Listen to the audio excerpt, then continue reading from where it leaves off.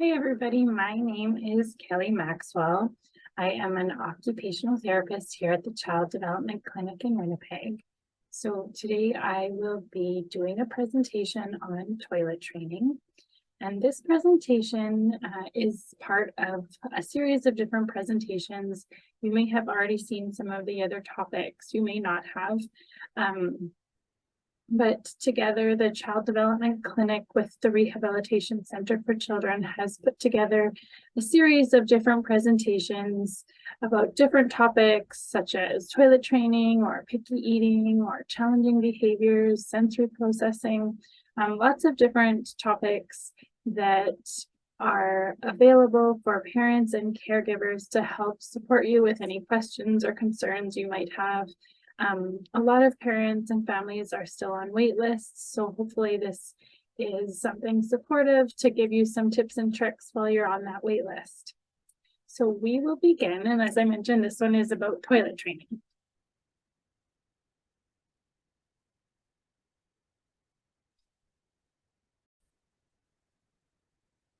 Okay. So first, I would just like to welcome everybody, and I just want to do a quick land acknowledgement. So the Rehab Center for Children acknowledges that we are located in Treaty 1 territory, the ancestral lands and traditional territories of the Anishinaabe, Ininiwak, Ithiniwak, Denisovan, Anishinaabe, Inuit, Dakota, and Dakota people, and on the homeland of the Métis Nation.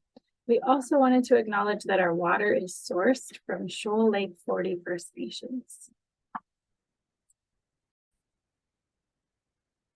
Okay, so throughout these presentations, we are using the same framework for all of them. So this framework is called the F words, or the favorite words of child development, and it's based from a Can Child developed framework. So I will just dive a little bit into each of the different F words. You may have heard this in the other presentations if you've seen them, and it will be just a bit of a review, and if not, hopefully it's something new. So function is the first one here, and it refers to what kids do and not necessarily how they do it. So this includes all of the roles and occupations that kids have. And occupations, again, are things that occupy their time. So kids' main roles and occupations are to play and to learn and to grow. And we just want to keep in mind that every child learns and grows differently. So function does not necessarily focus on how they do these roles or occupations, but just that they are supported to be able to do them in their own unique way. So then the next one is family, and family refers to that kind of direct environment around us in our home. So it refers to the love and the attachment, as well as being able to obtain those foundational needs. It refers to the people in our home and how we interact with them and how they support us. And help to achieve some of those foundational needs. So for parents and caregivers, this one is really big because you guys are the experts on the children or your children, right? You're with them the most, you know them the best. So family is really, really important when it comes to child development. So then the next one is fitness, and fitness refers to all of the recreational things we do, kind of all those like extra activities that keep us active and healthy and fit. Friends is the next one, and that refers to all the people outside of the home. So this might be our peers or our coworkers, childcare staff, school staff, teachers, people like that. All of those people outside of the home that help care for our children and how they impact a child's development. And they always say, like, it takes a village, right? So this is the village. Fun is the next one. So this seems kind of obvious. It's exactly just that. What do kids enjoy? How do we make learning and developing fun and exciting? Kids learn the best through play. And when something is fun and exciting, it's more fun to learn. It's more exciting. It tends to stick better. Play is just a huge component in general to child development because kids just learn through so much through hands-on play. Hands-on play with toys, activities, other people. is a huge component of child development. And then the last area is future. So future refers to that ongoing development, our goals, the child's goals, and we want to keep in mind that we are always growing and children are eventually going to grow up and become more independent. So we want to consider how to support them to achieve those goals to the best of their ability. So essentially that is a quick review of the 6 F words. So as we go through the presentation, we're going to kind of break down toilet training into those different categories. And then we're going to dive deeper. So here we go.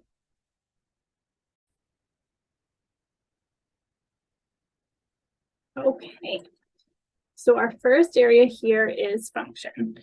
So we're looking at helping a child to do things on their own, because this helps them to be more independent and makes them feel special and successful.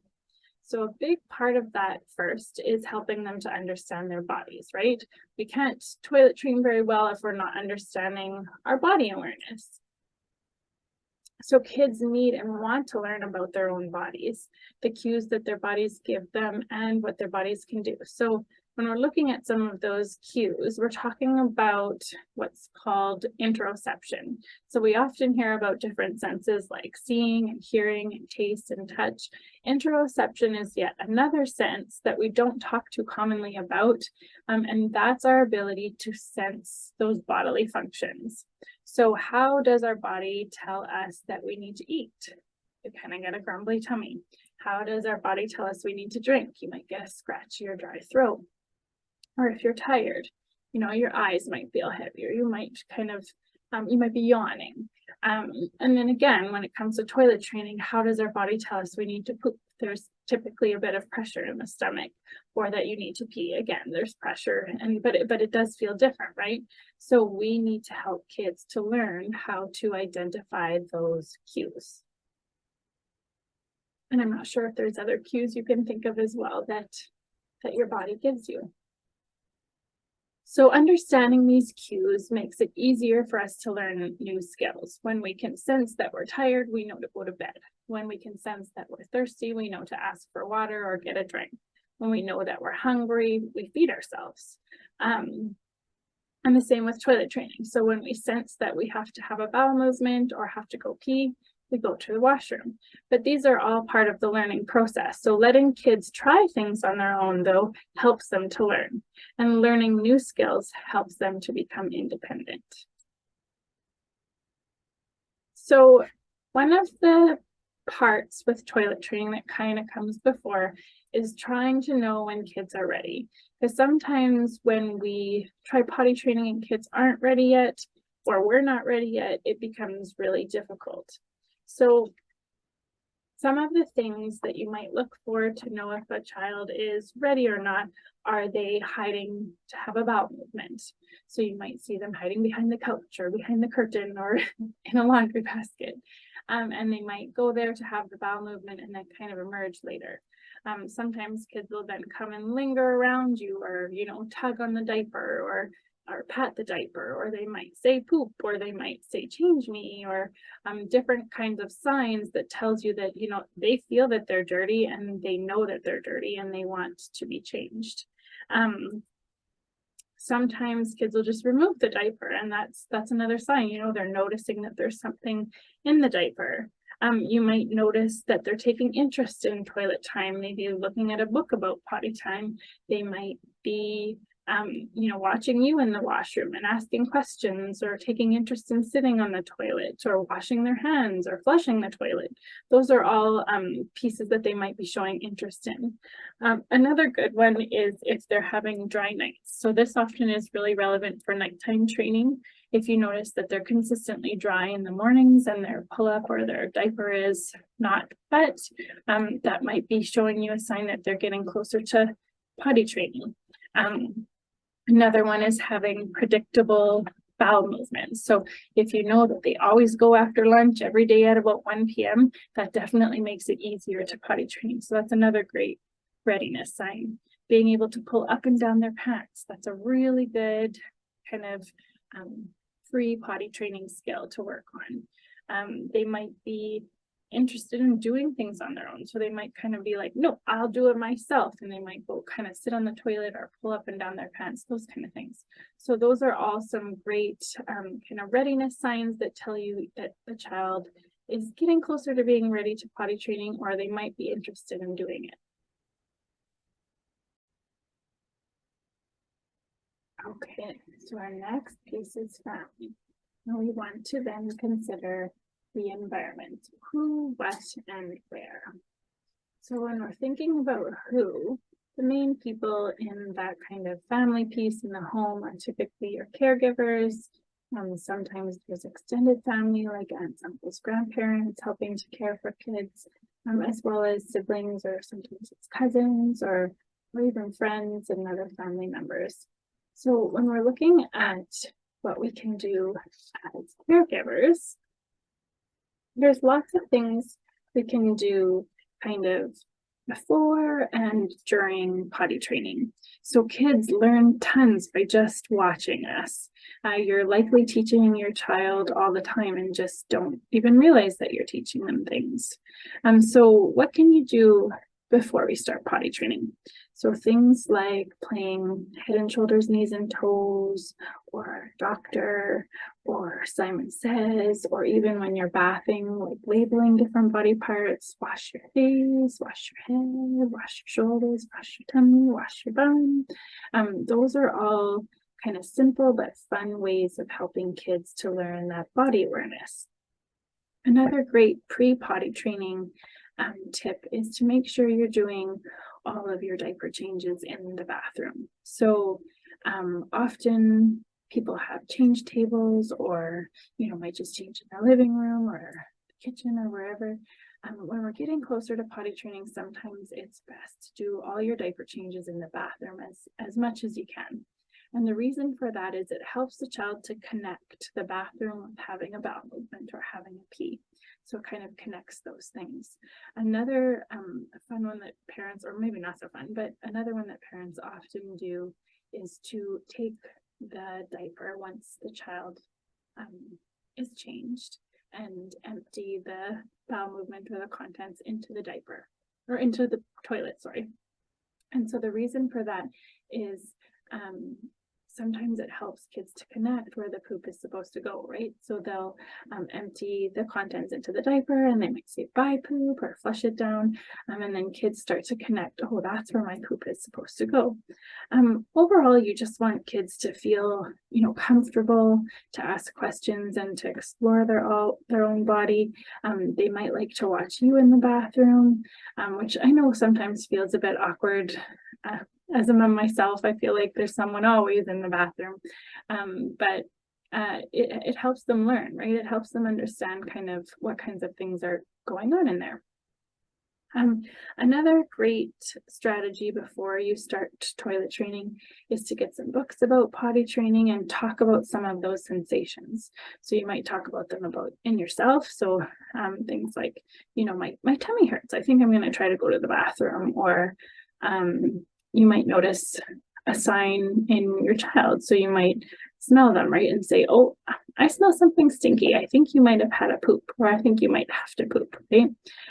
So labeling some of that sensory information to help them connect that with how their body feels and what's going on in their body is helpful too. You want to make sure that you always give lots of love and support and cuddles and make it fun. And remember, accidents happen.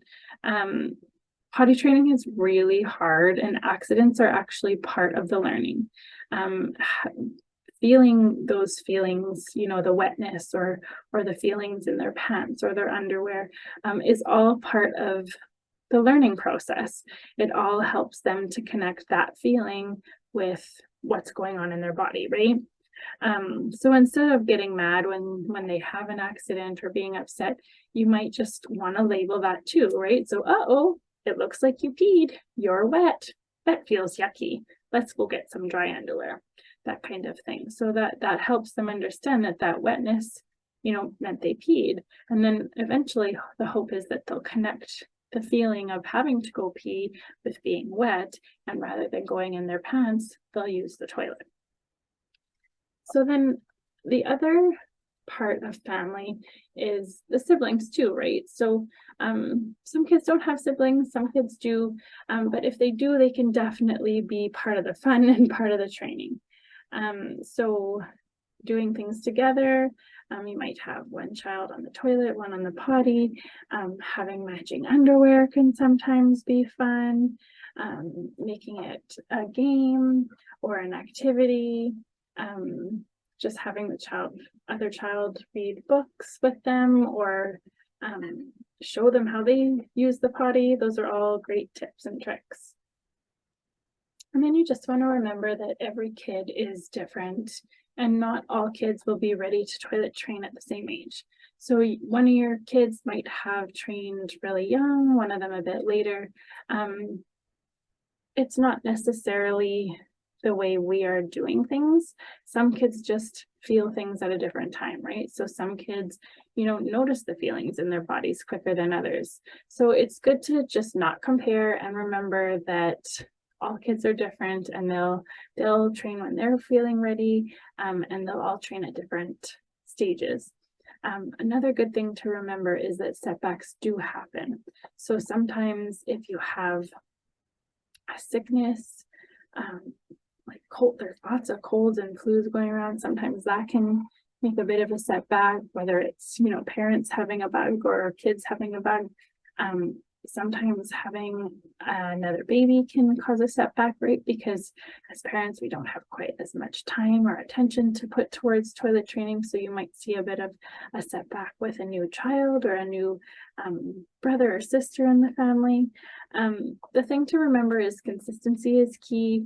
And again, you want to potty train when everybody is ready.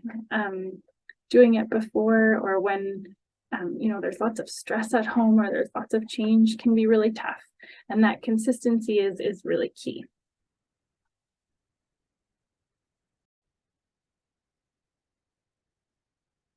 Okay. So as I mentioned, a big thing is waiting till you are ready as well as the child.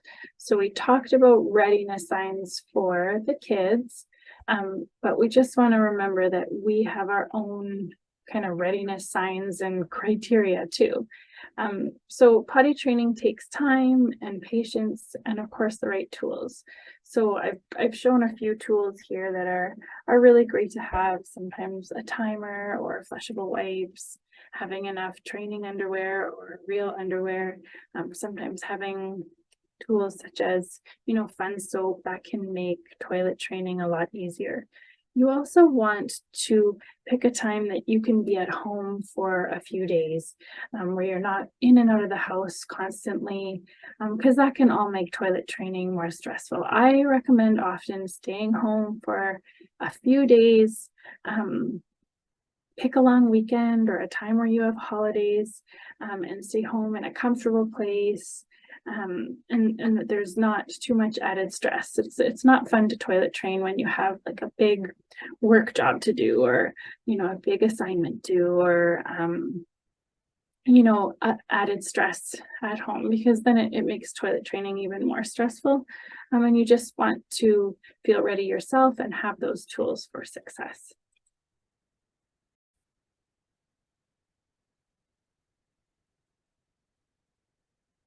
Okay, and then the last part here is the where. So here are some different things for in the bathroom. So a big thing with potty training that I would recommend is, again, staying at home for a few days. Start at home and then work your way up to different bathrooms.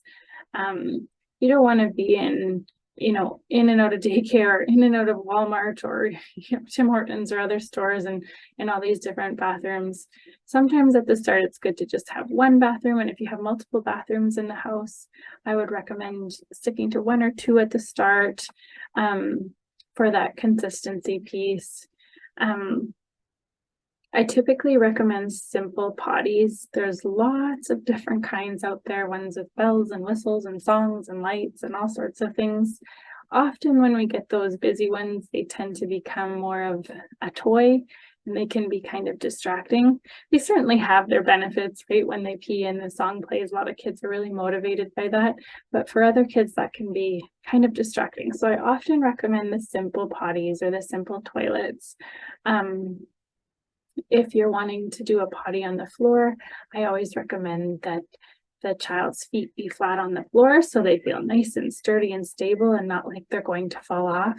And if you're going to use the regular toilet, you want to make sure again that their feet are touching something, either a stool or a stack of books or a box. There's some nice examples here with the stairs where they can rest their feet. So you just want them to feel nice and sturdy. And another suggestion for that is if you're using the regular toilet to have a toilet seat insert.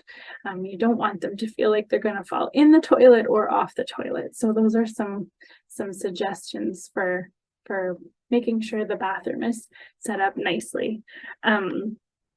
You want to also make sure that you're close by. Some kids want you to be right in the bathroom with them and stay there sitting on the side of the bathtub or, on a stool and right there with them. Other kids want a bit of privacy.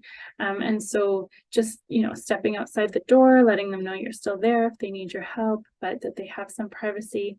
You want to stay close by though, and not just kind of leave them on their own. For some tips for boys, sometimes they like to use urinals, so you can get kids urinals. I always recommend putting like a mark on the floor or a piece of tape or something that shows them where to stand, so that makes it a little bit easier. You can get different things for inside the potty too for aiming and targets. And another one that I often really recommend is having a travel potty. So I hear quite frequently that kids will be potty training, but then when they go out, they'll be back in a diaper or a pull-up because it's just kind of unpredictable when we're traveling, and you might not be able to find a bathroom fast enough, or sometimes kids are a bit nervous in public bathrooms. So I always encourage parents to have a travel potty if possible. There's a great example of one here on the screen that kind of comes in a little suitcase that you can just throw in the trunk, but having something that you can stop in a pinch and still let them have a bathroom break is always great.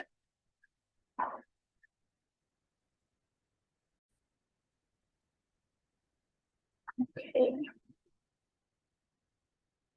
So our next area here is friends. So we looked at kind of in the home environment, but it's also important to consider outside the home environment.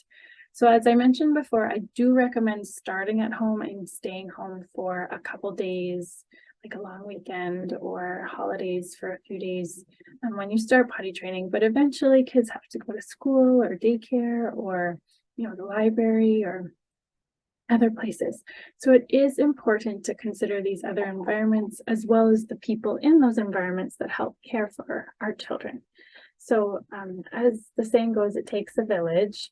So we want to think about what we can do to help those caregivers and friends or other people who work with our children to help support them, to support our child to be successful with potty training in those other environments too. So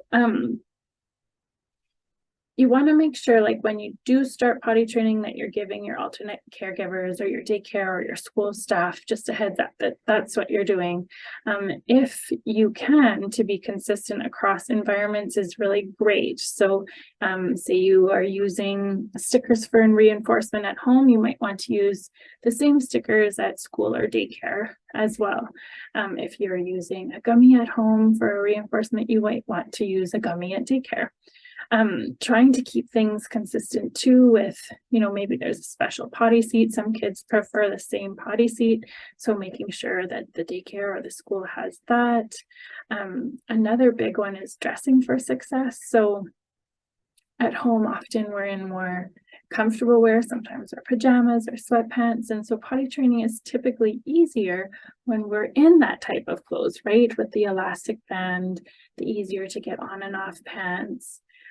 As compared to say jeans with a button, right? Or tighter pants would be a bit harder to remove. So we want to make sure when we send our kids off to daycare or to school that they're in clothing that is still good for potty training. And consistent with what they'd be wearing at home when they're potty training as well. Another great tip for when kids are going to school or daycare is having a visual schedule or a visual kind of description of how to use the toilet, right?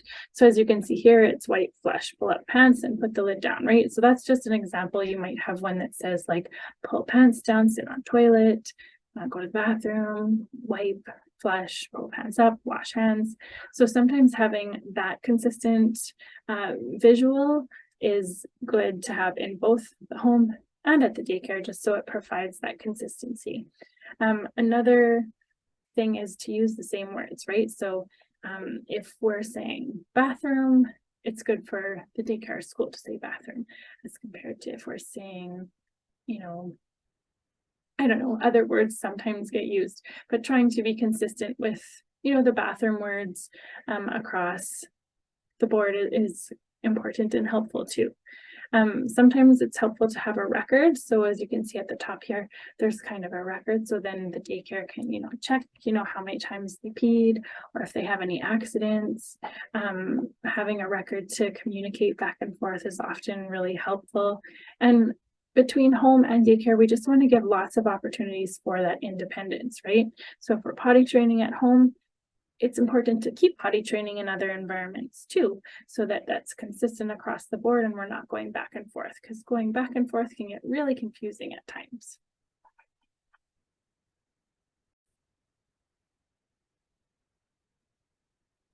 Okay, so the next category is fun. And this is definitely the most fun one. So learning new skills is always easier when it's fun, and it honestly makes it more enjoyable for us too as caregivers. So the first thing we'll look at here is play. So this part is just kind of making that bathroom experience more fun and exciting. When we're playing, we're learning. When we're learning, we're growing and developing. So kids learn the best through play and when they're having fun. So I've put up some pictures here just of some examples of what can make toilet training more fun. Getting fun and exciting books is part of it. You might watch fun videos on YouTube about toilet training just to kind of get their mind thinking about it. Some kids like to, you know, bring their doll in or their stuffy in to sit on the potty with them so that they're doing it together. Some kids like to sing little songs. I often encourage parents when first starting out potty training, just have the child sit on the potty, even if it's in their pants and diaper, just to start getting comfortable with the toilet. They might sit on the toilet with their pants and diaper on and sing, you know, a verse of Baby Shark. And then as they get more comfortable with being in the bathroom, you might take the pants off and then the diaper off, and then have them sit there and do a couple verses of Baby Shark. You don't want to have them sit on the toilet too long, or I often discourage things like using the iPad or TV when they're toilet training, because then it just becomes a chair.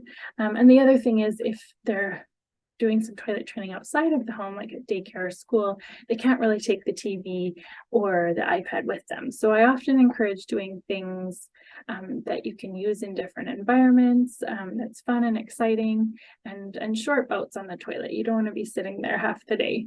A couple other things that make it fun are even learning, you know, playing dress up with mom's old clothes makes learning about our bodies fun. It helps learn how to get on and off our pants for when we're toilet training. Some parents like to have fun soap or, you know, cool towels as kind of a reinforcement for after they're done potty training. Sometimes making potty training a bit of a game is exciting. So throwing goldfish in the bottom and sinking the goldfish, or I have food coloring up there on the screen because some parents like to put like a blue food coloring in, and then the kids get to watch it turn green, right? And then there's also a picture of tinkle targets up there. Typically what happens is the target is put in the bottom of the toilet and it's clear.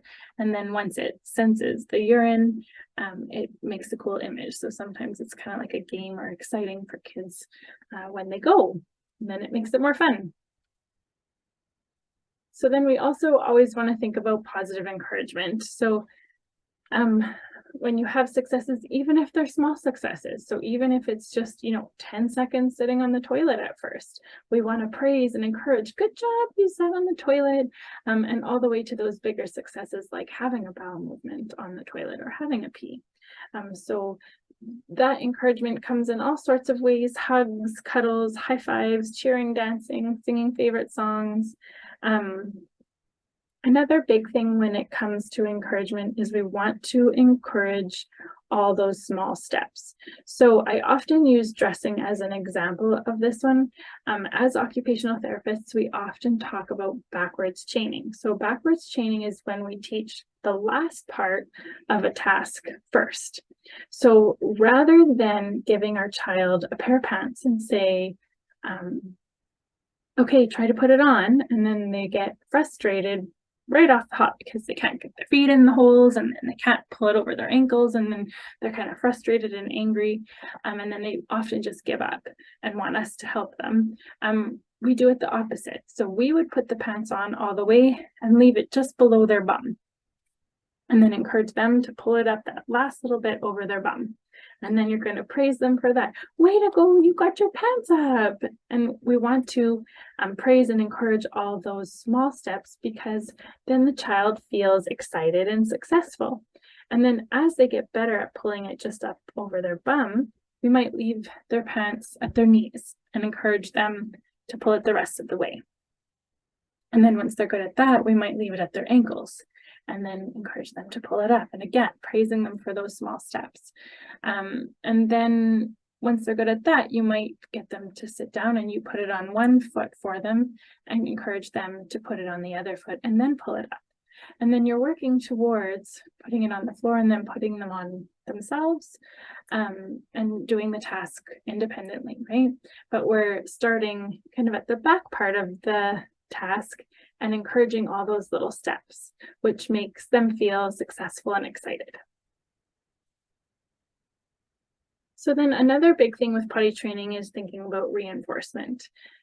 Now we can do kind of internal reinforcements, which is giving praise and showing you're proud of them, clapping, cheering, that kind of stuff is all really, really great for that internal reinforcement, making the child feel excited and proud. Some kids benefit too from having an external reinforcement. So that's those more tangible things. So it might be, like a week with no accidents and you get to buy really fun underwear, like Paw Patrol or Princess underwear. It might be a gummy or an M&M or a Skittle for every successful pee or poop in the toilet. It might be a sticker chart where they get to put up, their favorite character on a sticker board every time they pee in the potty. Sometimes playing a song that they love, when they're successful, or singing a song that they love every time they're successful is reinforcing for them. So you want to pick things that the child is reinforced by, and things that you can do as a family, right? I have had some families where they sing and do high fives, and I have some families that do small treats, and some families that will do, the small treasure box with matchbox cars or little dollar store toys. So it depends what's motivating for the child and what you can do together.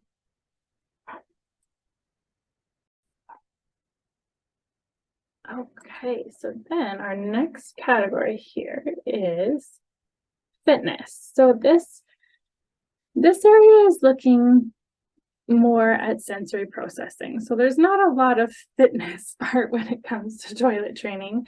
I mean, staying active and healthy is definitely important for digestion, getting lots of fresh air, eating good foods, staying active. That's all really important for digestion and, the gross motor and fine motor skills required to toilet train.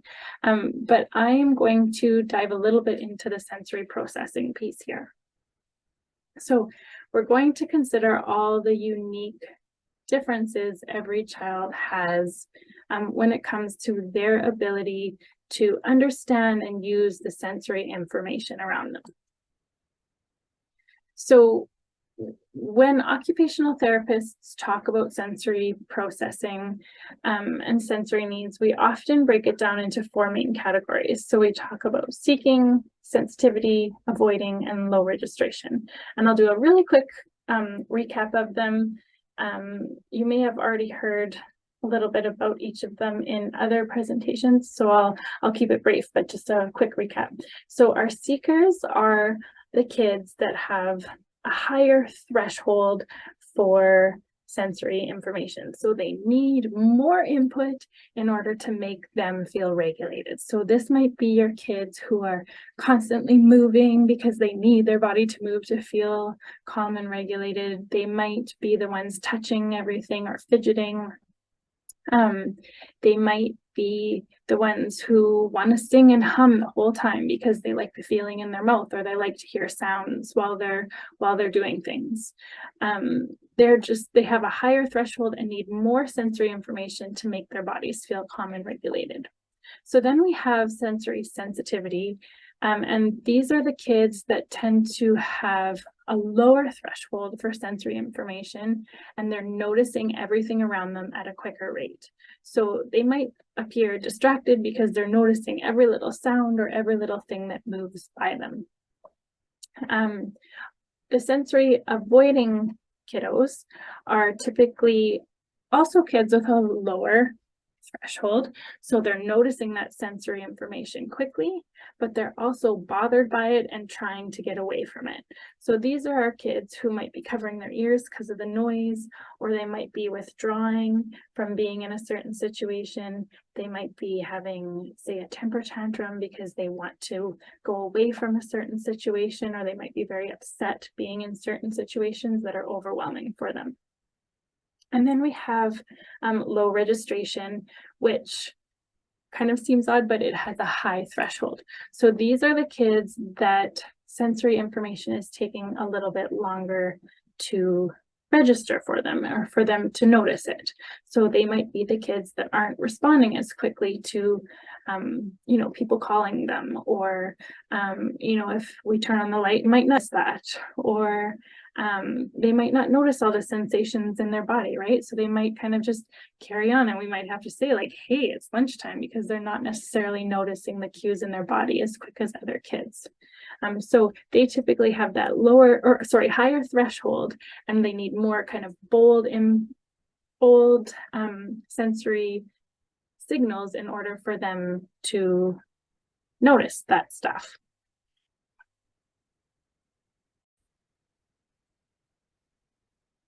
Okay, so now we're going to look at each one when it comes to toilet training. So some things that you might see if you have a sensory seeking child with toilet training is they might like the feeling of a full diaper, right? It might not bother them. They might think it's cool. They might have a hard time sitting on the potty long enough because they just need to keep moving. Some little boys might have a harder time aiming, right? Again, because they just can't stop moving, and so they might make more of a mess. They might be fidgety and wiggling. Some kids might be interested in playing and touching the water in the toilet or in the sink. They might want to flush the toilet repetitively because they like to touch things, or because they think the sound is really cool. Some kids might want to play with the hand dryers, listen to that sound, or again, just touch everything. Some kids who are seekers might want to play in the fecal matter in their diapers. They might want to pull it out and smear it places because it feels cool and warm on their fingers. Some kids might want to unroll the toilet paper really quickly because it feels neat, or because they're having a hard time sitting still.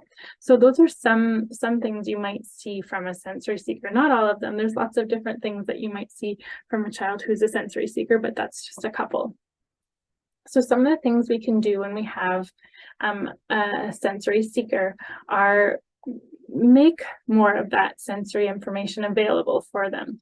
So you might clap your hands and sing. You might have books to read or magazines for them to flip through and look at. You might get them to hold like a handheld toy or fidget, like a Rubik's Cube, or a fidget spinner or something they can hold. I would encourage for our seekers lots of movement breaks and lots of fresh air during the day. Again, it's good for digestion, but it's also just good for their bodies and for helping them regulate.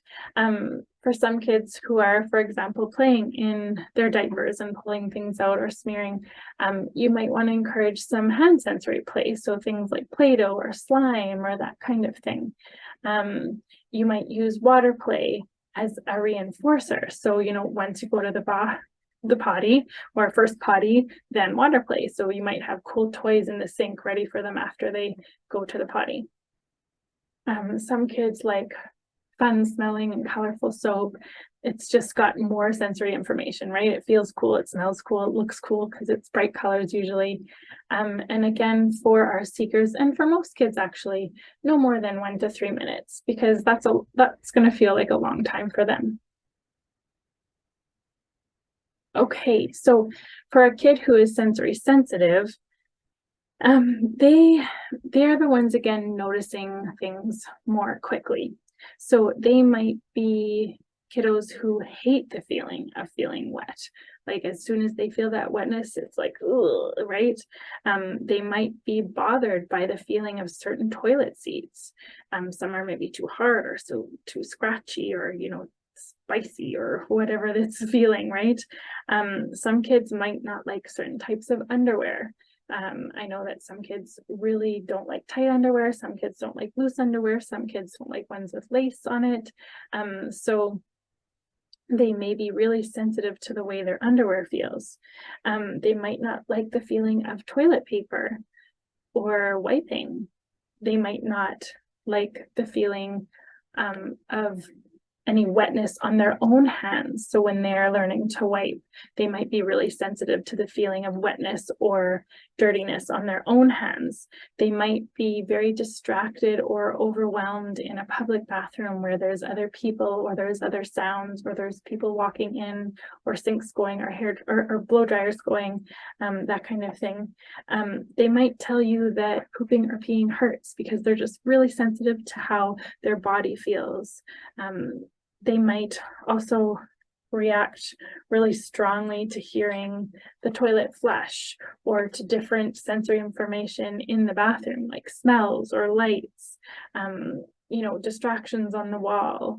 That kind of stuff is all things that kids might notice quicker than others if they are more sensitive.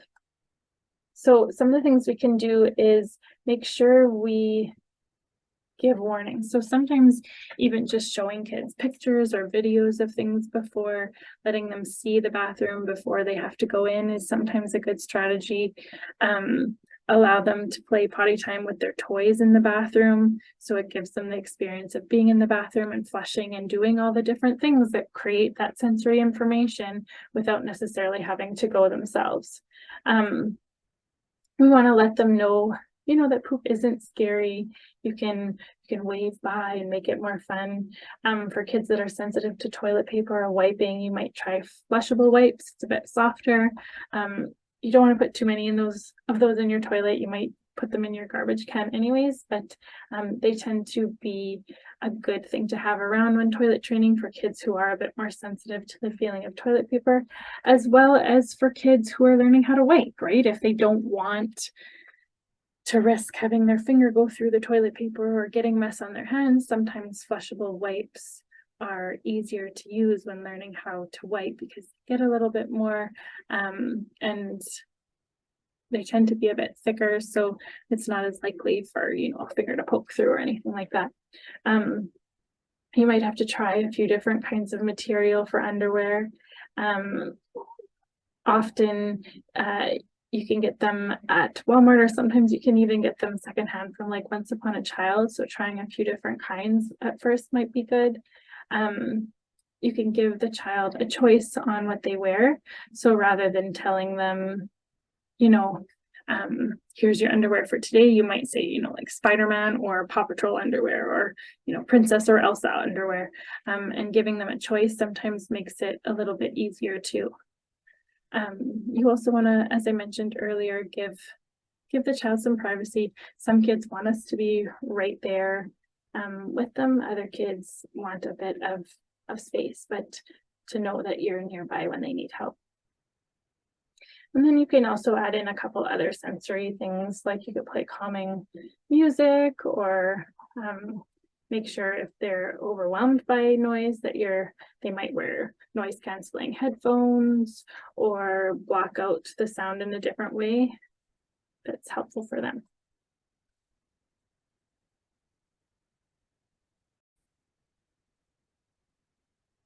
Okay. So then we're going to look at toilet training for kids who are sensory avoidant. So these kiddos might be the ones that refuse to go into the bathroom altogether. They might not like the sounds, they might not like the smell, they might not like the light, they might not like the way things feel, they might not like the feeling of, just the environment on their skin. Often bathrooms tend to be a bit more humid, warmer, right? They might just not like the way the bathroom feels. So they might refuse to be in there. They may be covering their ears, or they might be, holding their nose shut because they don't like the smell. They might outright refuse to wear underwear at all and prefer to wear a diaper, or a pull-up. They might refuse to sit on the toilet or on a certain potty, or it might have to be very specific what they like, right? And they might otherwise avoid or refuse to use certain things. And some kids will completely withhold going to the bathroom at all because it feels scary. The feelings in their body feel scary. And so they might withhold a bowel movement or withhold going to the bathroom. So some strategies we can use for the avoiding child include, again, starting with a single home, one bathroom, and being as consistent as we can across environments and from time to time. As I mentioned a little while back, you might start just with sitting, on the potty or on the toilet with clothes and a diaper on, so it's not as scary. Sometimes you might even have to put the potty just outside the bathroom door and have them start there because being in the bathroom is just too scary. So you might start with that and then work towards being in the bathroom and slowly removing like the pants and then the diaper as they become more comfortable. You might want to offer earplugs or noise canceling earphones again if they're bothered by certain noises. Try to wait to flush the toilet if they're bothered by the sound of the flush. Wait till they're out of the bathroom, or try to use, when you're using public bathrooms, you might try to avoid using the hand dryer, or choosing individual public bathrooms rather than ones with multiple stalls, just because it's a little less overwhelming. Have a hand towel accessible for bathrooms where there is a hand dryer, or even some paper towel in your purse or your backpack. Some kids like to wear disposable gloves to wipe, so then there's less chance of getting mess on their hands. Those are just a few strategies that are helpful for kids that are avoidant. Okay, and then last but not least, we have toilet training for children who have lower sensory registration. So these are typically the kids, again, that are not noticing things as quickly as other kids. So they might be not as aware that their bladder is full, right? And so you might see more accidents. And again, that sensation is one of our many senses. So we often talk about sight and hearing and taste and touch. Interoception is another sense, but it is our ability to sense the sensory information inside our bodies. So whether it's hungry, we have to go to the bathroom, we're thirsty. We talked a bit about it earlier. So sometimes kids have a harder time sensing that information, and they might not sense it until it's a more bold signal. And then sometimes that might be too late, right? So when their body is giving them a really strong signal that they have to pee, they might not have as much time to get to the toilet. Some kids have a harder time discriminating between pooping and peeing and the feeling in their bellies. So they just might not be sure, right? They might not be sure, oh, there's pressure, but I don't know if that means I have to poop or to pee. Some kids might be unsure how to push, right? How to contract their muscles in order to go to the bathroom. Some kids may have a harder time understanding where their body is in space, right? So they might have a harder time, wiping or pulling their pants down or pulling their pants up, those kind of things. Some kids also might not notice if their clothes are wet. So say they're in underwear and they've peed. Some kids might be a little more oblivious to noticing when they've had an accident. Some kids might not respond if you ask them if they have to go. They might not be noticing you calling them or telling them it's time to go, and they might need a more bold cue, like, a loud alarm or, a tap on the shoulder to say, okay, it's time to go to the potty. And some kids might not respond to reinforcement, right? They might not think a sticker is very cool. They might not want a gummy. So that can be some of the things that we see with our kids with lower sensory registration. And here are some strategies again. So when in regular underwear, if they're not noticing when they're wet, you might want to try without pants at all, right? So then they'll more than likely notice the liquid on their body a little bit quicker. Often when I encourage regular underwear, at first I'll encourage just a t-shirt and underwear if it's possible in your home, because there's less layers, right? Firstly, it's less laundry for us as parents, but it's also less layers to soak up the moisture, and kids tend to notice the wetness a little faster when they're just in the one layer. So I often encourage just a t-shirt or a nightie and underwear to start, and then as they get more consistent with using the potty or the toilet, you can put sweatpants on, something that's easy to get on and off. When you are using regular underwear and they do have an accident, you want to make sure that you change them into dry clothes right away.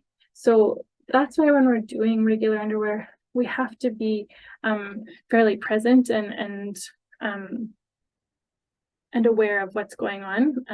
It's hard to notice it sometimes when kids aren't noticing it. So having them be around us the whole time when we're using underwear is a good idea usually. And then we can change them into dry clothes right away when we notice that they're wet or that they've got a puddle or, had an accident. And the reason for that is we don't want them to get used to the feeling of wet. We want them to notice that wet feels yucky and dry feels good, right? So as soon as you notice that they're wet or they notice that they're wet, it's good to change them into dry, which feels good, as soon as possible. And then the other thing you might need to use is bold reinforcements for kiddos that aren't really motivated by a sticker, so cheering or clapping or playing a special song. Sometimes kids benefit from having a visual timer, or some kids really like to have the visual schedule there. So like I have up here on the screen, just showing them kind of the steps can be really helpful for those kids that don't always understand those steps as readily. And then another really good strategy for our kids who have lower registration is keeping things really simple but bold. So rather than saying to them, okay, it looks like you have to go pee, let's go to the bathroom, we might just keep it to 2 bold words: potty time. Right? And rather than all the words that might get lost on them because they just can't process and register all of those words at one time, especially when they have to go pee.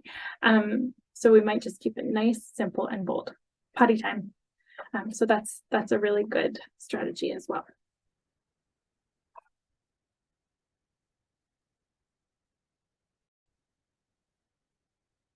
Okay, so then our last category here is future.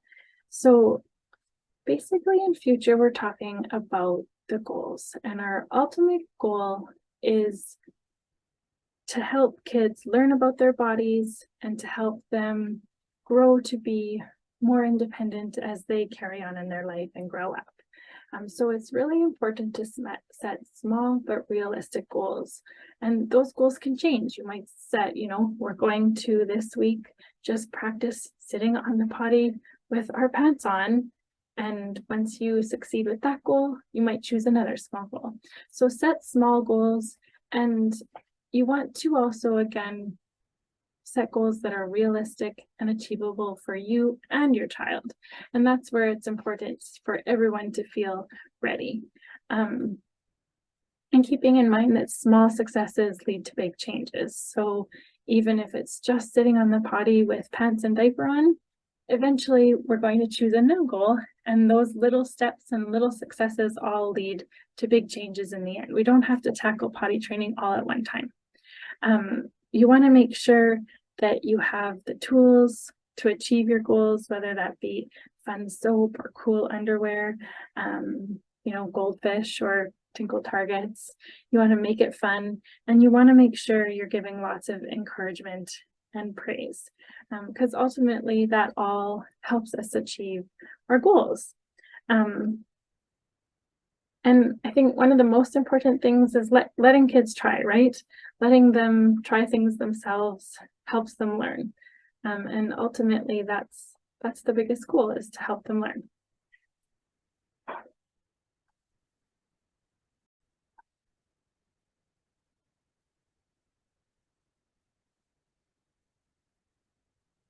Okay, so that is the end of the presentation today.